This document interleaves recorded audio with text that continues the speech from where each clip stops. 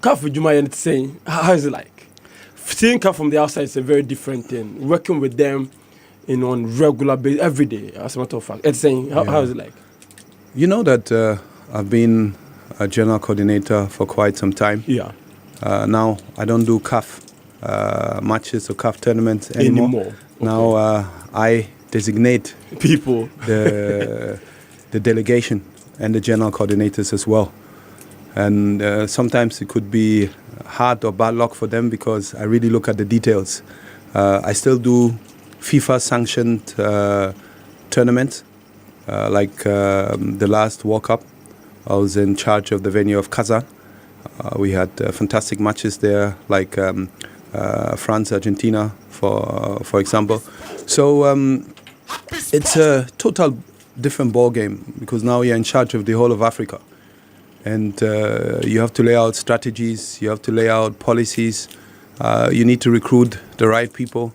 As you know, also CAF before was 95% of the people working there were Egyptians, which is also understandable because it's in Cairo. But the philosophy and the strategy, part of his manifesto of President Ahmad was to have more diversity. Now we brought people from Angola, people from Nigeria, people from Chad, people from Mauritania, and so on. Most of the directors, like in my department, the director for development is from Angola.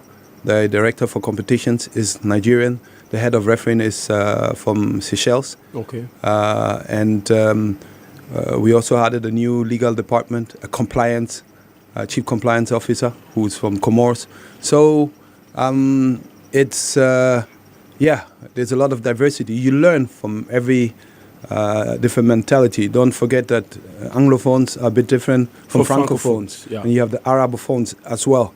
And then Portuguese-speaking Africans, you know. So it's an interesting job, but believe me, it's a tiring job as well.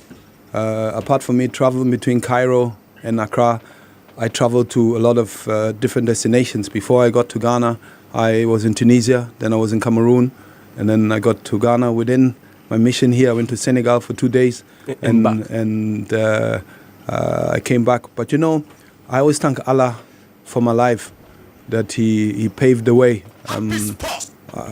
I continue saying that I'm not the guy who hunts for titles. Allah paves the way. I believe in working hard. In one of the TV shows on TV3, I told the up-and-coming students, sometimes maybe it's not what you want, but it's an opportunity. Make the best out of it. You don't know where you go next. Yeah. But I'm serving Africa as Ghanaian, and I'm very proud of that. When you're hanging your boots as a footballer, did you ever, in your widest imagination, think that you'd be here today? As in working for CAF, not here in the studio, but as in working for CAF and coordinating events, and you're in charge of football and development. Did you ever think that? Let me start this way. When you sign your first professional contract, you never think it will end. Okay. This is the first thing you must take into consideration. You see, it is, and this is what I'm telling the youth of today, the players of today.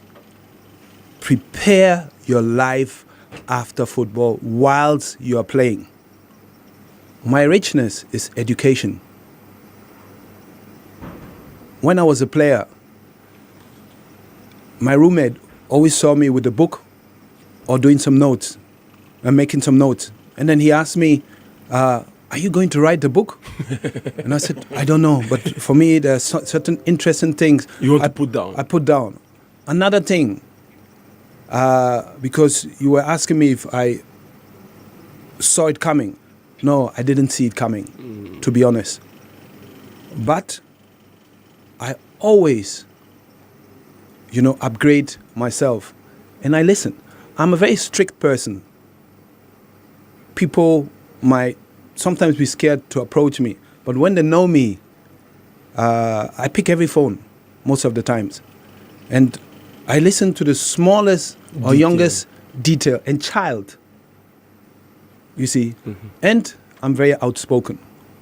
Some people might like it. Some people might not like it. But I want you to do the same with me. This is even how I challenge my kids. I said, don't be d'accord, like the French people say, with everything daddy tells you. Yeah. You see? So it is important for the youth of today also, if you want to get somewhere, to have good people around you. In our mentality, we have the yes, sir. Okay? Which is very polite. But you can say yes, sir, and still speak your mind in a constructive way. You know, sometimes I don't fight with media. Yeah. I accept. And you see, if somebody criticizes me, you don't see me coming out with the... No, you must accept. Sometimes you also go back and you look into it, what the person said. There might be some truth into it. But I prefer taking the phone. I said, oh, how did you mean it? And the person will explain. And then we move ahead. But again, emphasizing, I didn't see this coming. But I always knew that I wanted to be involved in African football. And I once again thank Allah for continuing to pave the way for me and for others. Let's come to your main job as... Don't worry, you can speak Chi, huh? I understand everything. Okay, My pronunciation is not that good, but I understand everything. You understand everything when we speak. Yemra Wajuma Oyes was Deputy General Secretary and in charge of football and development. Alcon 2018, what do you say? Well, I personally think, no, not personally, my department and myself, that there's a good level of football. The games have been tight. Nothing has been really, like you say, Nigeria is dominating or Cameroon is dominating. South Africa looks like a very organized side. Nigeria has always been part of the favorite. Mali surprised me. Surprise package. Even if you look at Algeria, the way they played football in terms of technique, but then they were not determined enough in front of the goal. So were the Black Queens. If you saw the match against Algeria, they were dominating, but like they were waiting for the second goal, and it didn't come. You had like Samira Suleiman up front. She's a hard-working girl. Portia, who's a very good player. Elizabeth Addo, you know, but at the end of the day, we must go back to the drawing board. You know these phrases. Mm-hmm. But I also said that people like Adjoa Bayor need to be involved. I heard her speaking on Asempa, and she said that she cannot call herself, but I don't agree. You see, when we know Adjoa Bayor, we knew the Alberta Sakis, the Elizabeth Beidus, you know, Anita Mankwa, Dems. I think even if some people don't want you, if you love what you're doing, I was not wanted from some institution, but even if you don't like me, I'll be there. I'll come and greet you. What I'm trying to tell you is you must be committed. Mm-hmm. And then also committed to book knowledge. You combine it with the practical knowledge you have. You see, what we don't understand, every road is tough if you want to get to the top. If you look at yourself, you are here. When you were a young boy, did you think of working for one of the biggest radio stations? I did not. You see, these are... Even a year ago, I didn't think I would be here. You see, these are certain things. It's hard work. You get up early in the morning. Before you get up, you have to do your research, you know, to be prepared. Yeah. Maybe not everybody will be satisfied with what you're saying, but we have to live with that. So I want them to come together. You see, those who think they can help. And sometimes it's easy to criticize, but you should come with a plan. Yeah. This is what I have planned. This is what I want to do, and you must present the plan. We need them to be involved. Even maybe if she's not going to be a head coach, but I think she still plays. She said certain things, and I said, no, this girl, she has knowledge of the game, and she can teach the young ones on the pitch. Well said. But let's look at the organization of the competition itself. Before the competition, I think about a month or so to the competition, you raised questions about your visit here, and you said you were not particularly happy about how we've gone about organizing and putting together the infrastructure. Finally, we didn't lose the hosting rights. We've still hosted it. But from an expert point of view, do you think that we've put up in a very good job? You see, it started slow, to be honest. And when I granted the interview that Ghana is behind them, must speed up, people took it in a totally different way. No. You see, that's why I'm saying we Africans, we are very sensitive. I was not born here. I grew up in Germany, and we speak straight. So it was good to give a certain push. You saw the result. Yeah. I don't know when Accra Sports Stadium looked as nice after 2008 like now. Now it is very important to have sustainability, to manage it well. And I must tell you honestly, like I told you, it started slow. I asked all my colleagues in CAF, are you happy with what is going on? Marketing, security said no, they are working hard. The LOC has picked up. You see, there are certain, what people don't understand when we speak, there are criteria. There are agreements you sign, which you must fulfill. You can ask Eddie, he's here. Now playing an inter-club competition, you get something like a cahier de charge. You get the whole document. You must read the document. But we call, they pick up the phone. If there's no solution, they try to help to find solution. And I must tell you, it has been an immense improvement, like Honorable Perry, and then the chairperson, they have always been available, and the rest also working for the LOC. So I must tell you, and if it's not like that, I would say people would have not been happy, but if somebody is doing well, you must say it. Okay. Now, let's come to, besides the organization, there's the football bit. Do you think that the football on the continent has developed based on what we've seen at this year's competition? Female football. Female football. Yeah, I told you already that I'm happy with the level. But you see, there's more to come when you speak about women's football. We are taking women's football very serious. We created a new department, a women's football development department. I brought a head of women's football and a manager for women's football development, all under the director for development. And they are the two ladies, the two persons I brought are ladies. We have a women's football organizing committee full of females. Even when I put the delegation together, I wanted it to be predominant of females. This is very, very important. We had in March the Women's Football Symposium. So now there's a subcommittee putting the priorities together to put timelines to it and go slow by slow. When I speak about School Football Association, we always think about boys. Yeah. But we have to add the girls as well, because we don't have organized youth competition. And I believe through the schools, Eddie, correct me if I'm wrong, we had inter-schools back in the days. Inter-co, we call it. Yes, Colts football. And I believe after that, you're organized, you create a database.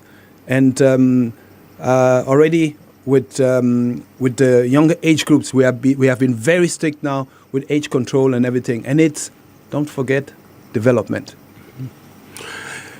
But many say that the pace of development, especially from CAF, and their commitment, because your listeners will be angry with you. Yeah, pace of development, and especially more commitment, CAF, a bit slow. Up to date, we don't have an inter-club competition for women's football on the continent. But when you go to Europe, there is the Champions League for women. But here, we don't have it. So you need competition. I bet me boy, young girls must stay competitive and active. When are we getting that from CAF? You know, you must go slow. You can't compare Europe with Africa. Yeah. Already, I don't know if you have done your research. The qualification series for the Women AFCON, we have 54 member associations, stroke countries. Only 20 participated in the qualifiers. That should make you think that not everybody has a women's competition. All are interested. So that's why we created a women's football department. We had a female symposium. There were recommendations. What you're talking about was part of the recommendation.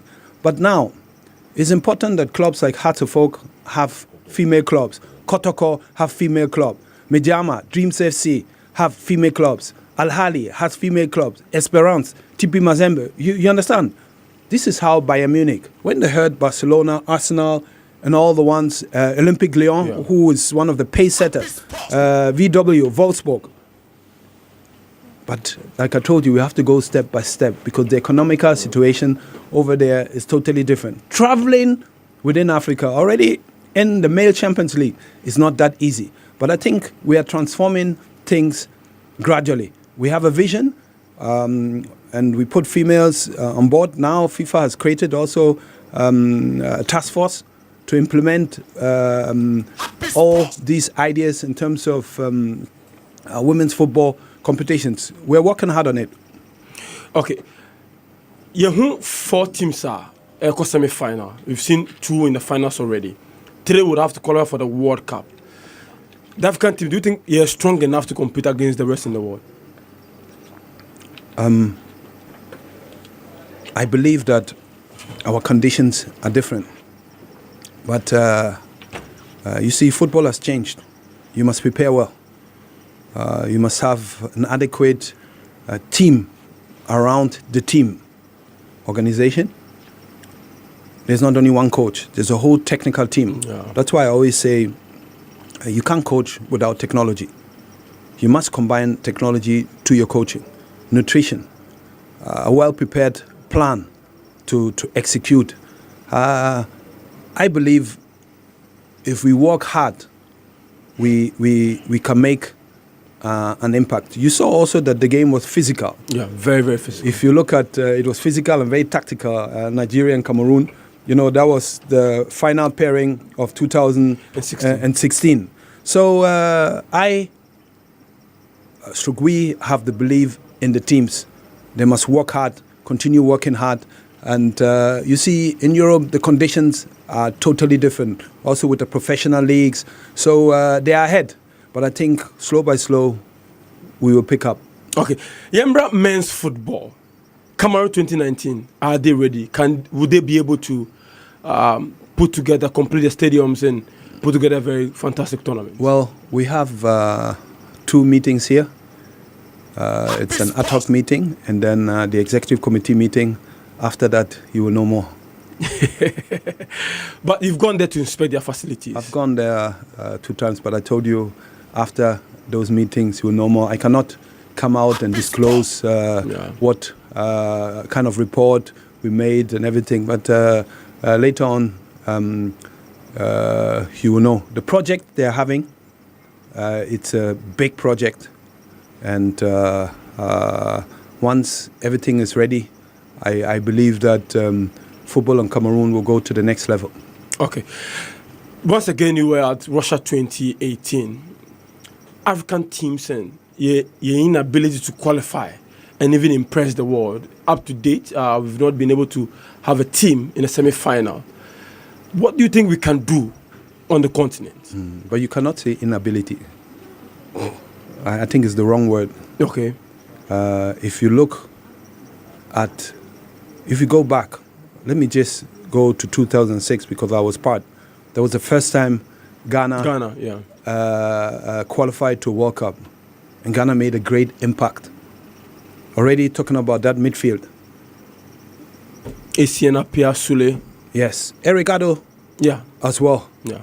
You know, who was an integral part. You go to 2010. I think in 2006, now I'm talking about Ghana. I'm not talking about, I'm just singling out Ghana. 2006, we played flamboyant football. In 2010, we were better organized. Yeah. Tactically and defensively. Led by Milo. Led by Milo. We were this close. This close, for your radio viewers to say, very, very close. But it didn't happen. So that's why I'm saying it's not inability. Okay. Now, 2014, I don't want to go back.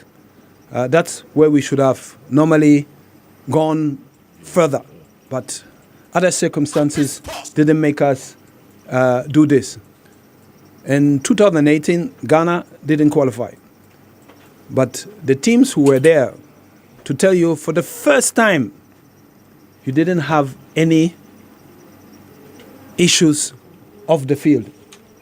You didn't hear anything about players quarreling, about monetary issues.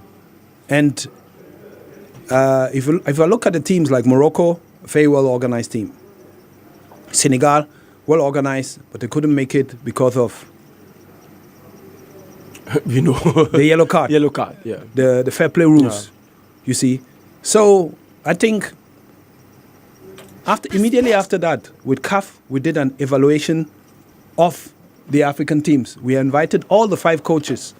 We invited all the legends who were analysts on TV, including the FA presidents, to really analyze, to see what is going to happen in 2002. And what came out is to have more, let me say, sustainability, to focus on a long-term plan and to fine-tune the details in regards to, sometimes it's psychologically, sometimes there are disciplinary issues on the pitch. But you cannot tell someone because of a fair play rule, you shouldn't go into the tackles like N'Golo Kante. You understand? So for me, it's not inability, it's to work on the details and to have the planning much longer ahead. The Europeans, when they know they're going to play against an African team, what do? They play against an African opponent. Yes, in friendlies. Yeah. You see? So I want us to work more on the details. And what is also good, Hervé Renard has been with Morocco for quite a long time. Yeah. Aliou Cissé has been with Senegal for quite a long time. Nabil from Tunisia left to Qatar. You see? So Jean Odro with Nigeria has also been there. And it's consistency which is important. But now, 2022, we must deliver. Okay. Talking about 2022 and delivering. Delivering in terms of next round. In terms of next round and going forward. Yes, African players playing in Europe. And once again, since upon we are, we've not had we're taking the world by storm. Probably a bit more talk as Ballon d'Or winner and as World Player of the Year winner. Didn't you know what Sanya Manisi? Is it because we don't have a lot of players playing there? I don't agree with you when you say it didn't take the world by storm. George, His Excellency, won what no African player has won. Yeah. But in terms of capability, I must mention Abedi Pele. Yeah. I must mention Anthony Yeboah. I must mention Didier Drogba. I must mention Samuel Eto'o. I must even mention Rashidi Yekini. May his soul rest in peace. You see, I believe that most of these players would have deserved also win the world best, which was dominated for a very long time by 2 players. Messi and Ronaldo. Yes.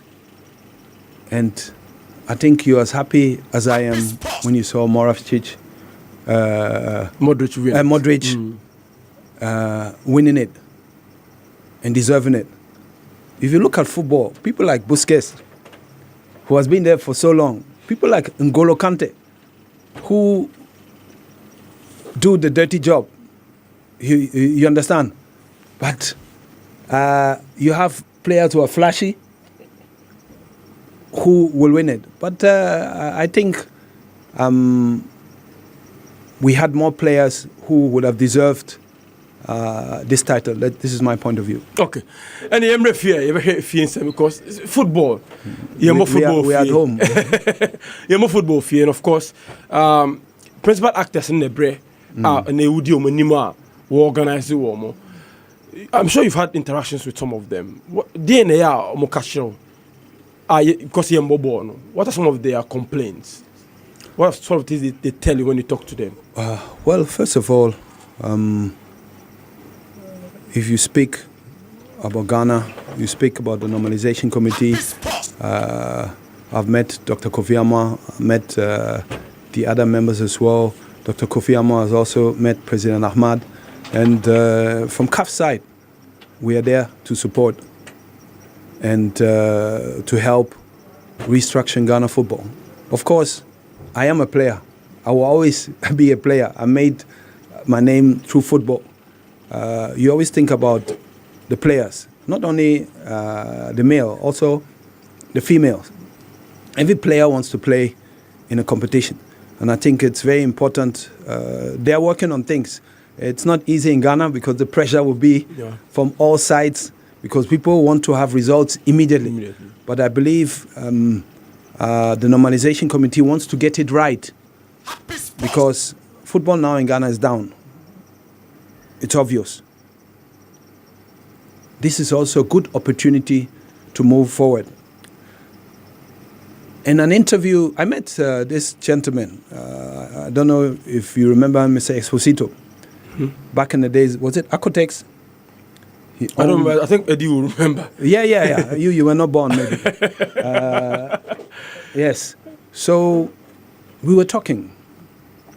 And I said, why can't it be like back in the days that you had the support from big companies. Power FC, we had Tema, Gapoa, Ashgold, etc. I believe we have to go back there to have a good branding strategy, stroke marketing strategy, because TV wants visibility, to have coordinators in every venue. You don't need to send a coordinator from Accra to Kumasi. You form someone there who will be in charge of the venue. You have in CAF, what we brought together with the General Secretary Amre Fami is a match command center. In this match command center, we can watch 8 matches simultaneously. We see what is happening on the ground. I give you a very easy example. I can go on my phone and go on traffic.com.gh. I can see what is happening at the airport in regards to the traffic. How do I see? Because there's a camera up there. We can put to every venue, you can have 1 or 2 cameras.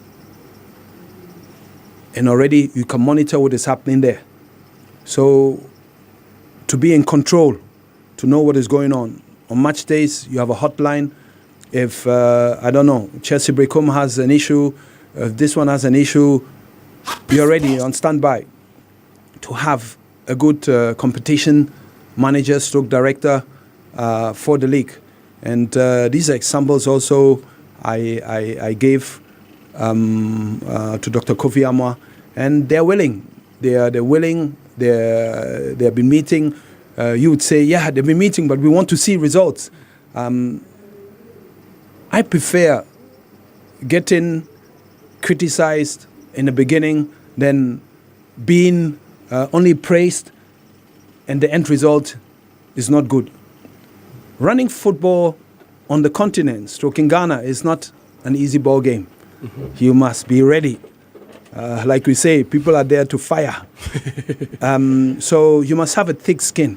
But I believe if you create a good group of people, because you can have the best of blueprint. If you don't have the right people to implement it, you'll be stagnant. So they are working. And we are there to support. Going forward, the BFI say also a private company be running your league. Even though manya a supervisory role, but a company be running separately from the structure of the FA. Do you think that is the way to go in moving away from the problems we had in the past? It all falls in with what I'm telling you. Yeah. Put the right people in the right places. If it's a private company with the right people, so be it. You see, but Ghana football must benefit. This is the most important thing. Players must benefit. Players' salaries must be paid. Players must have valid contracts. Players must have insurances, etc. So this is very, very important. You know, talking about private company, most of the big stadiums are run by agencies. Yeah. Every venue, every stadium should have an event director. Even if you have a marketing director, you don't even need to give him salary. All the sponsors he brings in, Based on commission, he gets Yes. commission paid for it. Yeah. you know, then stadium managers who know the stadium from A to Z with all the details. Now you tell me, when last did you see a cover on the Accra pitch? The grass pitch. Yeah. I don't remember. The first time was in 2008, Yeah. the opening match. Ceremony. The second time was in the opening ceremony of 2018. And this is the way to go.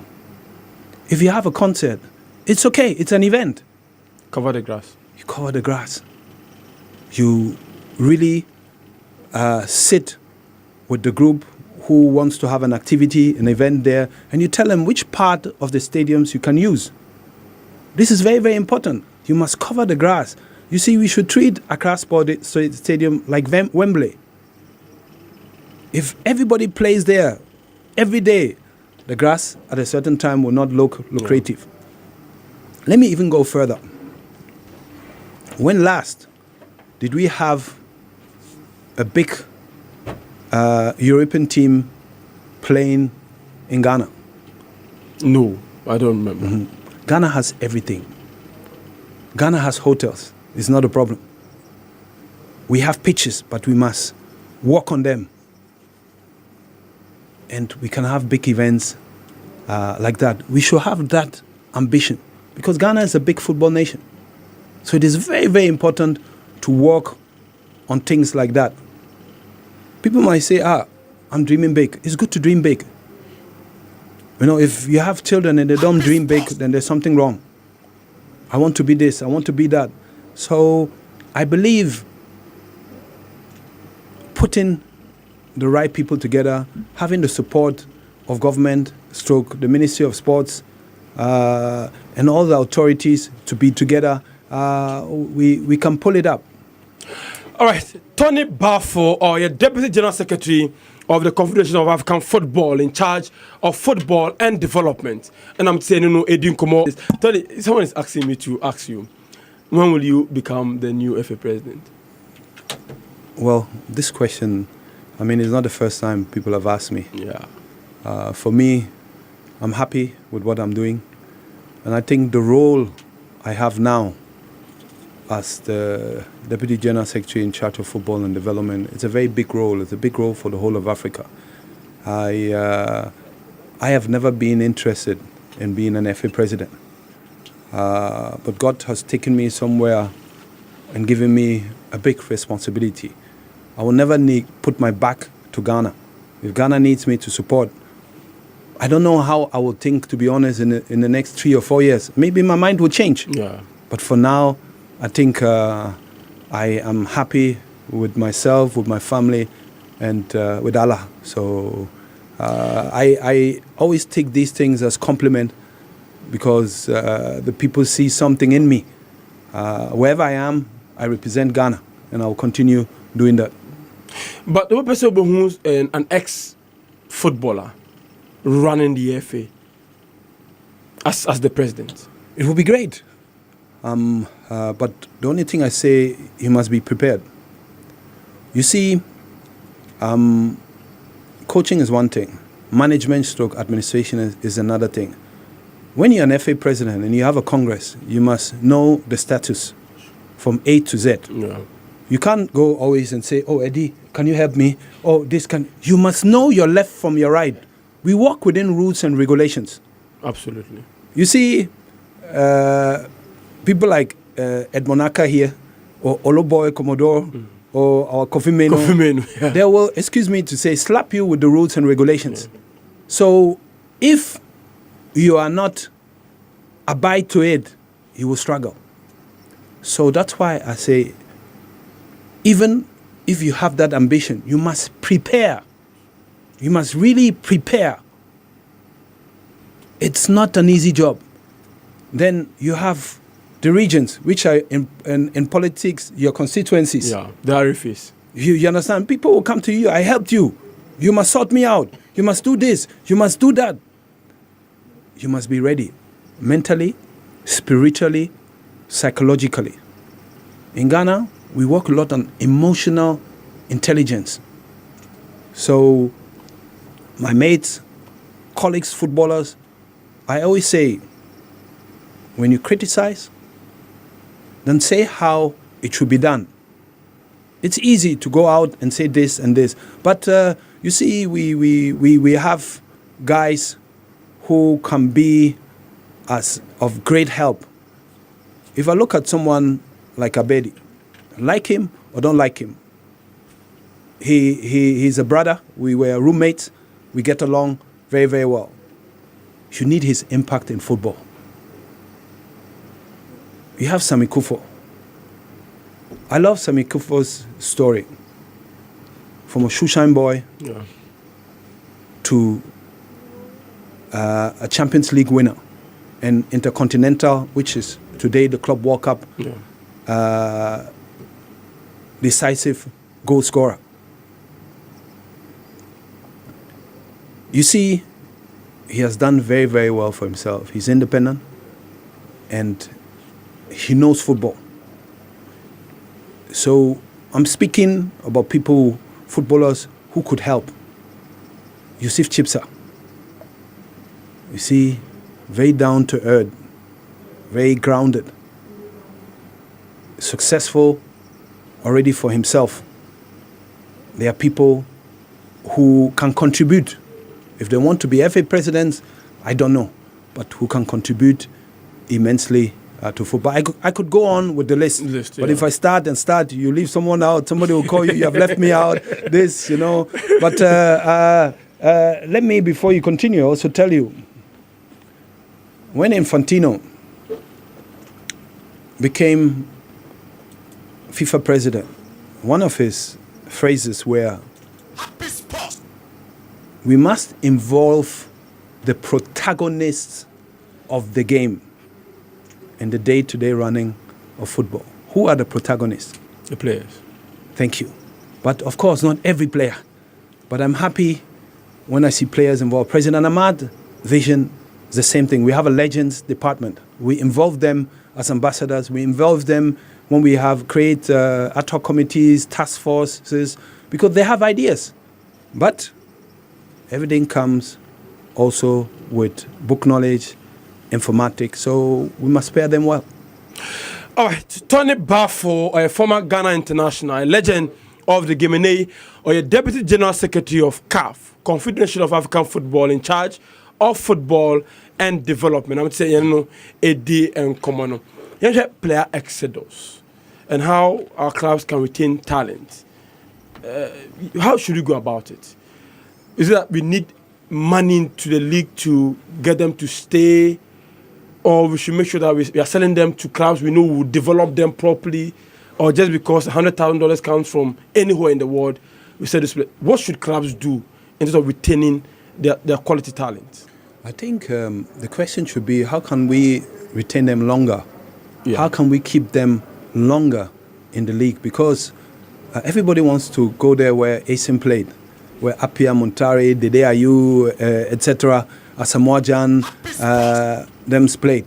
It's natural. And then if somebody has an offer, let me say from Azerbaijan, and he's offered $2,000, which is times 4 or 5 in Ghana, he will think about his family. I can give my mother more, etc. So I believe that it's important that we put a good structure in place, and we need more sponsors to be involved in running Ghana football. You know, running football is expensive. Yeah. If you look at the academies, who are mostly foreign run, you know, but they worked out, a concept to sustain it. So it comes always with money. Hearts of Oak brought an American CEO. Mm-hmm. I'm using the two clubs because they are the biggest club, and to run football in a modern way. Asante Kotoko created a totally new team, the team of the pitch. You see, with the CEO, then a lot of people who are now strong. The board George Amako, yeah, who has vast experience in Ghana football. Edmond Aka is here. He also has experience in the game. They know the players from A to Z, but now it's up to them to go far, because it is not easy with those two clubs. The pressure is immense. People are not satisfied with second.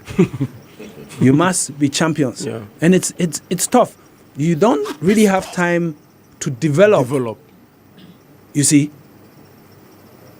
so it's with pressure. But I believe with a good team, with planning, also having good connections outside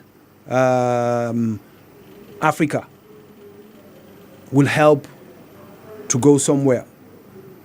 Dreams FC, for instance, I saw vision. I saw vision and what they started a couple of years ago. They have a fantastic network in Europe. So this is what, may his soul rest in peace, Alhaji Slaitete showed everyone. You know, back in the days, when a club wanted a player, he said, no, you can have the player, but in 2 years. So the player was there, he was paid by the club already. He could play, help him to develop another player before he leaves. I don't need to mention all the names who passed out, who traveled from Liberty. So already this concept is a good concept. There's also, let me say, the first division club. I just spoke about Vision. Yeah. Vision FC. He has a very good plan. He has a good network. He's always on tour. They start with maybe the Scandinavian clubs, where it is better and easier to integrate to the system. You learn how it works in Europe. The league is not as strong as the Premier League, but you will play. Sometimes players go to Azerbaijan, go to Timbuktu. It will be good, okay, for 2 months or 3 months, and then they come back. You know, so also for us to mentor them, to know that there are certain countries where you will come back after 2 or 3 months. Unfortunately, it is like that.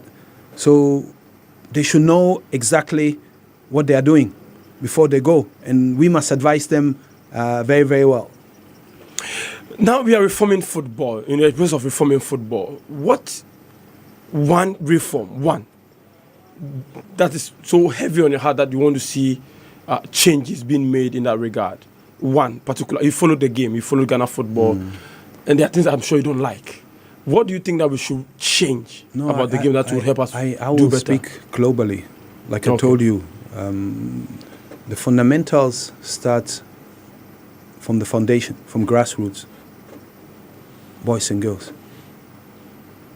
I'm a strong believer that school football associations, well organized, will help developing our talent. And then also coaching education, which is part of development. You see, the experts come and work here, but we cannot go and work there. This is one of the first things I realized. I did the A license. We increase the content.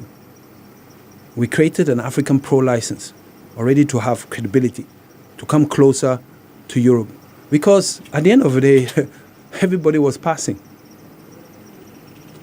It's like you go to the university, out of 400, every student will pass. Then that means you're over-intelligent or... It's substandard. So this is also very, very important.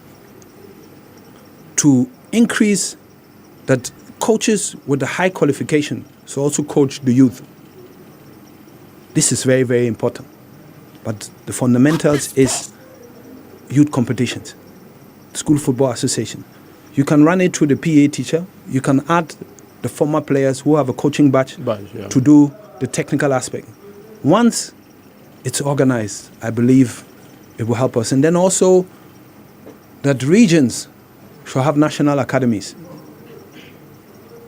This is very important. National academies, regional selections. When last did you see Western players Shanti or Accra play half for Northern Region play Volta? Back in the days, we used to have I was in Germany, but I heard all these things. The academical system, Yes. We need to continue.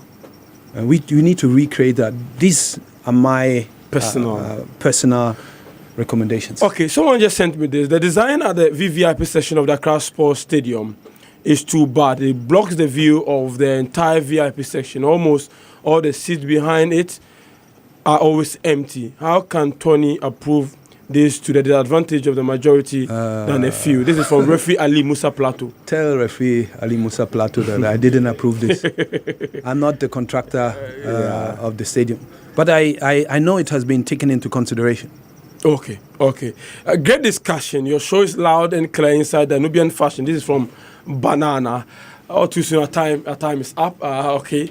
Thank you very much, Tony, for coming. We appreciate your time with us. I know you felt to... We shared a lot of your things to be here. No. We appreciate it. Thank you very much. Thank you for giving me the time, and inshallah, see you soon. Inshallah, salam alaikum. Not Tony, episode countries, no one in country.